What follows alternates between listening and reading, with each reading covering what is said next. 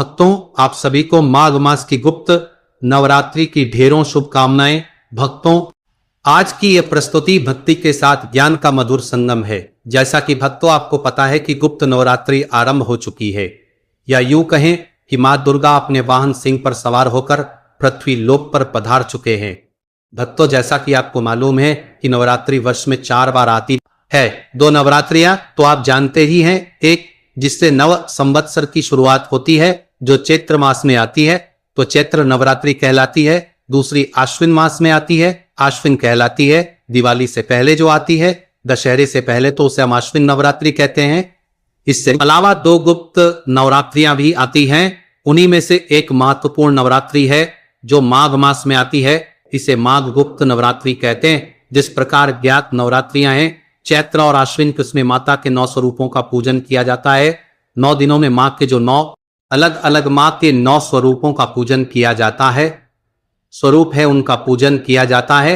उसी प्रकार गुप्त नवरात्रि में माता की 10 महाविद्याओं का पूजन किया जाता है।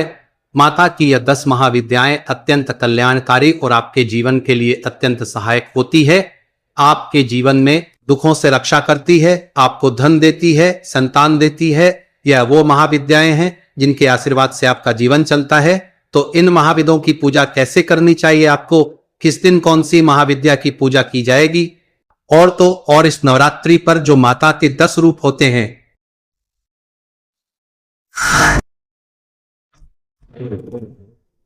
इस विधि से करना है, क्या नियम है, सब कुछ हम आपको इस प्यारी सी वीडियो के माध्यम से बताने जा रहे हैं।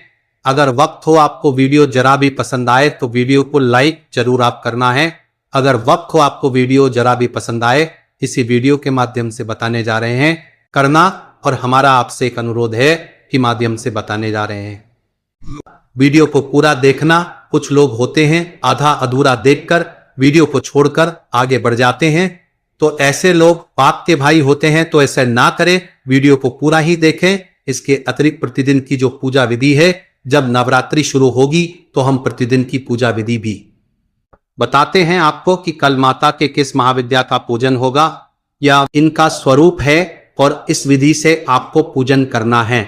इस प्रकार का मंत्र है, क्या भोग है, क्या पुष्प है, क्या रंग है, वो सब हम आपको इस वीडियो के माध्यम से बताएंगे आपको कि कौन सी वह महाविद्याएं हैं जिनका आपको पूजन करना है, और कौन कौन से वह कर्म है जो आपको प्रथम दिन से शुरू करने हैं। इसी के साथ भक्तों, हम आपको कुछ ऐसी गलतियों के बारे में भी बताएंगे जो कि मां नवदुर्गा के जो 9 दिन है गुप्त नवरात्रि के, उन दिनों में तो भूल कर भी नहीं करना है, अन्यथा माता आपके घर में नहीं पता रहेंगे, आपके दहलीज से ही वापस लौट जाएंगे। इसलिए इस प्रकार की गलती भूल कर भी इन 9 दिनों में मत करना। इसी के साथ हम आपको यह भी बताएंगे, जैसा कि आपको मालूम है कि नवदुर्गा में 9 दिन का व्रत रखा जाता है, 10वें दिन पारण किया जाता है। तो व्रत के दौरान कुछ खास वस्तु में जिनका सेवन करना है। खाने का मतलब है कि व्रत में क्या खाना है, क्या नहीं खाना है, यह भी हम आपको बताएंगे। भक्तों, पहले के समय में जब जानकारी नहीं थी तो यह जो गुप्त नवरात्रि है, इनका भरपूर लाभ केवल वही लोग लेते थे जिन्हें हम तांत्रिक कहते हैं, क्योंकि वह तांत्रिक क्रियाएं करते थे और महाविद्याओं को प्रसन्न करके अपने तंत्र मंत्रों को सिद्ध करते थे। लेकिन जैसे जैसे शास्त्रों की जानकारी होने लगी तो अभी आम आदमी को भी इसकी जानकारी होने लगी है, और ये जो दिन होते हैं माता के नवरात्रि के, यह केवल तांत्रिकों के लिए नहीं है। शास्त्र कहते हैं हम सभी साधारण जो मनुष्य हैं, जो आम जीवन जीने वाले हैं, उनके लिए भी अत्यंत शुभ फलदायी होते हैं यदि हम विधि विधान से माता के पूजा पाठ करते हैं। जिस प्रकार हम अन्य नवरात्रि में पूजा पाठ करते हैं, उसी प्रकार इन 9 दिनों में भी विधि विधान से पूजा पाठ करते हैं, नियमों का पालन करते हैं। जो कोई भक्त इन 9 दिनों में माता को प्रसन्न कर लेता है तो उसे घर में कभी भी धन दौलत की कमी नहीं होती। माता बहनों, गुप्त नवरात्रि का व्रत कीजिए, माता को प्रसन्न कीजिए, आपको अवश्य ही इसके शुभ है, आपको कहें पर करसाने परिणाम प्राप्त होते हैं। माता रानी प्रसन्न होती है। बात आती है कि क्या कर्म है जो आपको करने चाहिए 9 दिनों में। जब गुप्त नवरात्रि आरंभ होगी तो प्रथम दिन पर आपको कलश स्थापित करना चाहिए, जैसे कि आप अन्य नवरात्रि में भी करते हैं। माता की चौकी लगानी चाहिए, विधि विधान से चौकी स्थापित करनी चाहिए। आप अखंड ज्योत जला सकते हैं, 9 दिन के लिए ज्योत जला सकते हैं। आप ज्वार बो सकते हैं, खेतरी जो बोई जाती है, ज्वार बोई जाती है, वह बो सकते हैं। फिर आपने 9 दिन का नियम धारण करना होता है। चाहे आप महाकवच प्रतिदिन सुनने का नियम लीजिए, दुर्गा सप्तशती पढ़ने का या सुनने का नियम लीजिए, या माता की चालीसा पढ़ने का नियम लीजिए। जो भी आप करना चाहते हैं वो नियम धारण कर सकते हैं। जो भी आप करना चाहते हैं वो नियम धारण कर सकते हैं। जो विधि विधान से आरंभ होगी, प्रथम नवरात्रि पर आप आरंभ करेंगे और अंतिम दिन पर हवन सहित हम इसको पूर्ण करते हैं। सभी अध्याय जो हैं दुर्गा सप्तशती के, वह आपको सुनाए। संपूर्ण दुर्गा सप्तशती विधान से यहां पर पूर्ण होती है, तो आप उसे प्रतिदिन सुनने का नियम ले सकते हैं। प्रतिदिन का अध्याय सुने और अपने नियम को पूर्ण करें। दुर्गा रक्षा कवच बड़ा ही कल्याणकारी होता है। एक प्रकार से यह जागृत कवच है। अगर आप इसे प्रतिदिन पढ़ते हैं या सुनते हैं तो इसका प्रभाव आपको स्वयं ही देखने को मिल जाएगा। आप इसे नवरात्रि में 9 दिन अवश्य सुनिए। आप दुर्गा रक्षा कवच प्रतिदिन सुनने का नियम ले सकते हैं। बहुत कल्याणकारी और बहुत ही प्रभावी है। यह वो कवच है जो सदा आपकी रक्षा करता है, बुरी शक्तियों से रक्षा करता है, बुरी नजर से रक्षा करता है, नकारात्मक ऊर्जाओं से रक्षा करता है। इसीलिए आपको दुर्गा रक्षा कवच अवश्य ही सुनना चाहिए। नकारात्मक ऊर्जाओं से रक्षा करता है, इसीलिए आपको दुर्गा रक्षा करता है। नकारात्मक ऊर्जाओं से रक्षा करता है, नकारात्मक ऊर्जाओं से रक्षा करता है, इसीलिए आपको दुर्गा टीका साकर नकारात्मक ऊर्जाओं से रक्षा करता है। इसीलिए आपको दुर्गा धारण करना चाहिए। यह वह कर्म है जिनको आप इन 9 दिनों में कर सकते हैं। अब प्रश्न उठता है कि आपको करना क्या है। तो प्रथम दिन पर, प्रथम नवरात्रि पर आपने कलश स्थापना करनी है। कलश स्थापना करने के लिए आपके पास कलश होना चाहिए। कलश आप मिट्टी का ले सकते हैं, मिट्टी का नहीं आप कोई धातु का ले सकते हैं। जैसे तांबे का या पीतल का कोई लोटा है तो आप उसको भी कलश के रूप, प्रथम तिनटी का तांबे कलश स्थापना करनी है। लेखा तो नादेशा स्थापना करने के लिए आपके पास कलश होना चाहिए, में प्रयोग कर सकते हैं। ध्यान दीजिएगा कि आपको कलश के ऊपर पूर्ण पात्र अवश्य लेना है। उसको स्थापित करने के लिए, माता की चौकी लगाने के लिए चौकी आपके पास होनी चाहिए। के लिए एक लाल रंग का वस्त्र दीजिएगा। अखंड ज्योत के लिए एक बड़ा दिया लीजिएगा। आप लंबी बत्ती बना सकते हैं या गोल बत्ती भी लगा सकते हैं, बत्ती में कोई अंतर नहीं होता है। और यदि जवारी बोना चाहते हैं, खेतरी बोना चाहते हैं, तो उसके लिए एक मिट्टी का सकोरा लीजिएगा। मिट्टी का जो पात्र आता है, ध्यान दीजिएगा कि कुछ लोग प्लास्टिक के पात्र में ज्वार बोते हैं, जो कि अनुचित है। आपको प्लास्टिक के पात्र में कभी भी ज्वारें आदि नहीं बोनी चाहिए। इसके लिए एक मिट्टी का पत्र लीजिए, उसमें जो शुद्ध रेत ले आइए, मिट्टी ले आइए, उपजाऊ हो तो, अन्यथा जो नदी का रेत होता है वो भी बड़ा उपयोगी होता है, वो आप प्रयोग कर सकते हैं। दिल्ली जैसे शहरों में तो बड़े आसानी से मिल जाता है, दुकानों पर मिल जाता है, आपके यहां भी अवश्य ही मिल ही जाता होगा।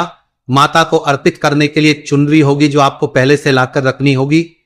इसके अतिरिक्त पूजा के लिए आपके पास रोली, मौली, पान, सुपारी, लौंग, इलायची, धूप, दीप, अक्षत, लाल रंग का पुष्प विशेष रूप से मिल जाए तो उत्तम है। एक नारियल आपने लेना है, पानी वाला नारियल आप अगर लेते हैं तो उत्तम रहेगा। जिन प्रदेशों में पानी वाले नारियल नहीं मिलते वो सूखा नारियल भी ले सकते हैं। पानी वाला जटा वाला नारियल लेना है, ऐसा नहीं कि खाली बिना जटा का ले, तो जटा वाला आपने नारियल लेना है। पान के पत्तों की अगर हम बात करें तो प्रतिदिन की पूजा में एक एक पान का पत्ता प्रयोग होगा, उसके अनुसार आपने पान के पत्ते रखने हैं। और प्रतिदिन की पूजा में 2 लौंग, 2 इलायची और एक एक सुपारी का प्रयोग होना है। अब बात आती है कि जो कलश होगा, कलश में हमें क्या वस्तुएं डालनी है, उसके लिए क्या है। कलश में डालने के लिए एक चांदी का सिक्का आपके पास हो तो बहुत उत्तम है। चांदी के सिक्के के अतिरिक्त थोड़ी सी दूर्वा लीजिएगा, एक हल्दी की गांठ ले लीजिएगा और सुपारी ले लीजिएगा। थोड़े से अक्षत चाहिए। ये सामग्री है जो आपने कलश के भीतर डालनी है। ये सारी सामग्री है जो आपने कलश के भीतर डालनी है। नवरात्रि से एक दिन पूर्व ही लाकर रख लेनी है, जिससे कि आप विधि विधान से इसकी स्थापना कर सकें। नवरात्रि के प्रथम दिन पर आप शुभ मुहूर्त में इसकी स्थापना करेंगे।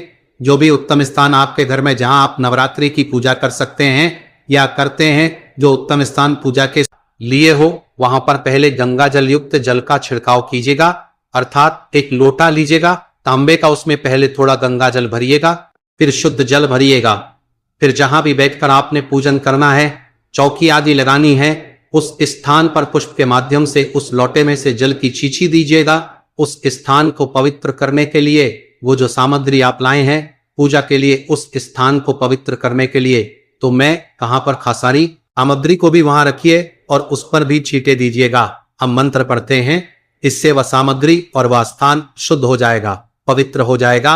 अपित्र पवित्रो वासरवांको वाया स्मरे पुंडरी काक्षवान सुचिया, इस प्रकार से जल के छींटे देकर आपने उस स्थान को शुद्ध किया है, पवित्र किया है, सामग्री को शुद्ध किया है, पवित्र किया है।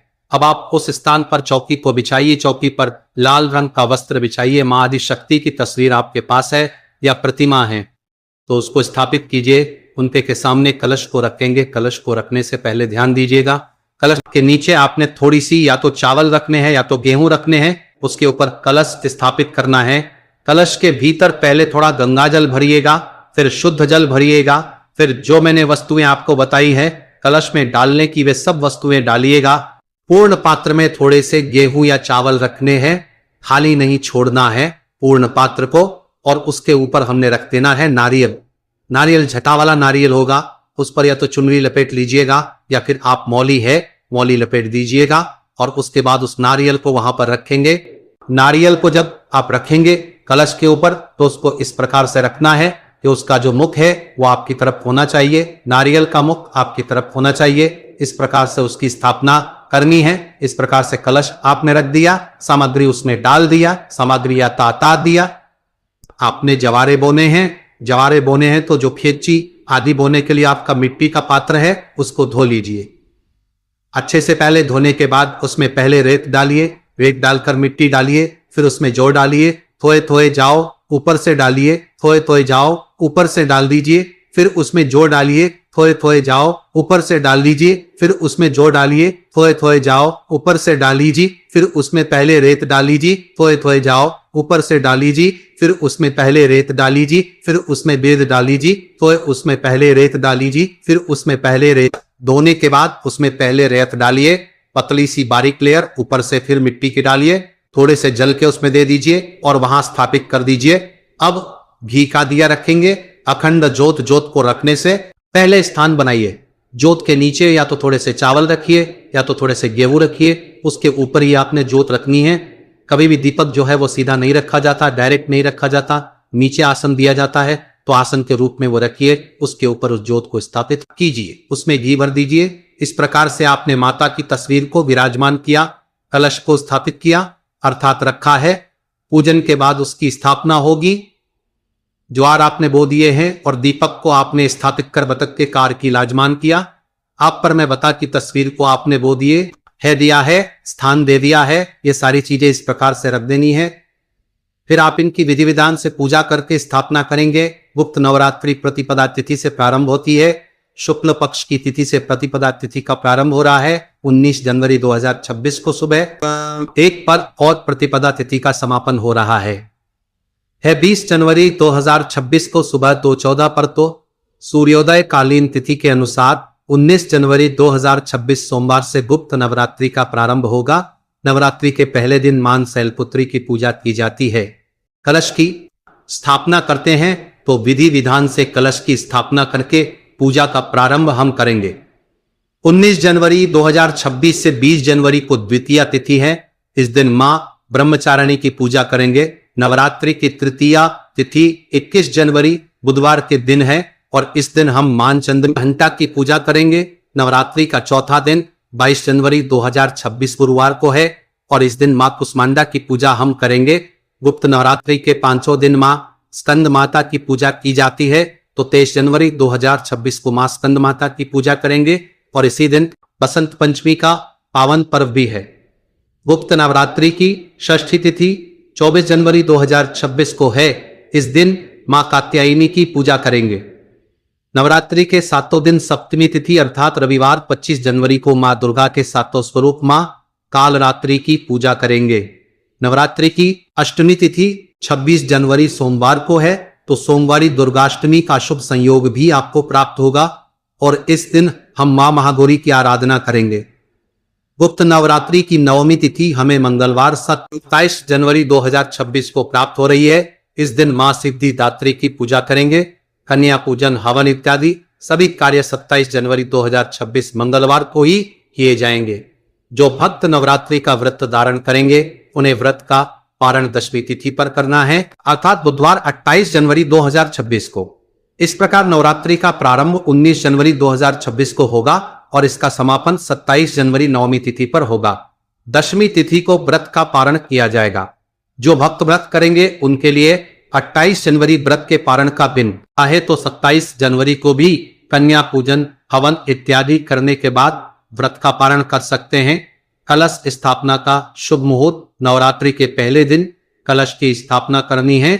तो शुभ मुहूर्त इस प्रकार है, कलश की स्थापना आप सुबह सूर्योदय के बाद कवर करें तात्माद की था, ताकि चेष्ट की दावर कर्मता, कर्मता के आप करके था ता कर्मता। बात सुबह 7:14 से सुबह 8:34 तक कर सकते हैं। सुबह 8:34 से राहु काल प्रारंभ हो जाएगा और राहु काल में कोई भी शुभ कार्य नहीं किया जाता। इसीलिए यदि आप सुबह कलश स्थापना करना चाहते हैं तो सूर्योदय से पहले सारी तैयारी करके रखें और सुबह 7:14 से 8:34 के बीच कलश की स्थापना कर लें। यदि किसी कारणवश इस समय में कलश की स्थापना नहीं कर पाते हैं तो आप अभिजीत मुहूर्त में कलश की स्थापना कर सकते हैं। अभिजीत मुहूर्त का समय है दोपहर 12:01 से दोपहर 12:53 तक। इस समय में भी आप विधि विधान से कलश की स्थापना कर सकते हैं। कलश की स्थापना नहीं करते हैं, किसी भी कारणवश अगर आप कलश की स्थापना नहीं कर रहे हैं तो भी आपको प्रतिदिन पूजा अवश्य करना है। मतलब सुबह और शाम आप पूजा कीजिए, भोग लगाइए, माता रानी को आरती कीजिए, मंत्रों का जप जरूर कीजिए और उपाय आप कर सकते हैं। चाहे फिर आप कलश की स्थापना नहीं भी करते हैं तो भी आप सभी उपाय कर सकते हैं। इस प्रकार से शुभ मुहूर्त में की गई पूजा पाठ का भी निष्फल नहीं जाता, हमेशा ही लाभ प्रदान करता है, क्योंकि शास्त्र भी कहते हैं कि मां नवदुर्ग आपकी सच्ची भक्ति को देखते हैं। तो चलिए भक्तों, हम आपको उन गलतियों से भी परिचित करा देते हैं, उनके बारे में बता देते हैं जो कि आपको इन 9 दिनों में भूल कर भी नहीं करना है, अन्यथा व्रत का कोई भी फल आपको प्राप्त नहीं हुआ, उल्टा आपको दोष लगा सकता है। तो चलिए जान लेते हैं। गुप्त नवरात्रि के 9 पावन दिनों में साधक को अत्यंत संयम, शुद्धता और नियमों का पालन करना चाहिए, क्योंकि यह समय विशेष रूप से तंत्र, साधना, मंत्र, जप और आंतरिक साधना का होता है। इन दिनों भूलकर भी असत्य बोलना, छल कपट करना, किसी का अपमान करना, क्रोध करना या मन में द्वेष रखना व्रत को कमजोर कर देता है और माता नवदुर्ग की कृपा से वंचित कर सकता है। मद्यपान, मांसाहार, तंबाकू, नशा, जुआ, गलत संगति जैसे कार्य पूर्णत वर्जित माने गए हैं, क्योंकि यह साधना की शुद्धता को नष्ट करते हैं। परिनिंदा, चुगली और अहंकार भी साधक की ऊर्जा को क्षीण कर देते हैं। गुप्त नवरात्रि में पूजा पाठ में आलस्य, मंत्रों का अपमान, बिना स्नान पूजा करना, अपवित्र वस्त्र पहनना, पूजा स्थान को गंदा रखना या नियम तोड़कर व्रत में लापरवाही करना भी गंभीर भूल मानी जाती है, जिससे व्रत खंडित हो सकता है। इसके साथ ही स्त्री अपमान, माता पिता और गुरु का अनादर, जीव जंतुओं को कष्ट देना भी माता रानी को अप्रसन्न करता है। इसलिए इन 9 दिनों में मन, वचन और कर्म से पवित्र रहते हुए श्रद्धा, संयम, ब्रह्मचर्य और सेवा भाव अपनाना चाहिए। तभी गुप्त नवरात्रि की साधना सफल होती है और माता नवदुर्ग की कृपा प्राप्त होती है। आप बात करें कि व्रत में क्या खाना चाहिए इस दिन। माताएं, बहनें, सभी भक्तजन माता के लिए व्रत करते हैं, तो व्रत में कुछ विशेष चीज हैं जिनमें खाने से परहेज करना चाहिए और कौन सी चीज खाना चाहिए उसके बारे में भी हम आपको बता देते हैं ताकि आपका व्रत खंडित ना हो। नौ दुर्गा व्रत के दौरान भोजन का उद्देश्य केवल पेट भरना नहीं बल्कि शरीर और मन की शुद्धता बनाए रखना होता है।